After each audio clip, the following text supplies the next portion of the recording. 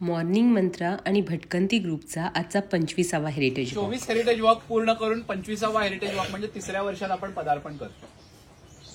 राष्ट्रपती पुरस्कार प्राप्त श्री दीपक देवलापूरकर यांच्या आदर्श निवासस्थानाला आज भेट दिली आणि या उत्सुकतेपोटी ग्रुप मेंबर्स रविवार असून सुद्धा सकाळी 6:30 वाजता त्यांच्या घरी उपस्थित होते.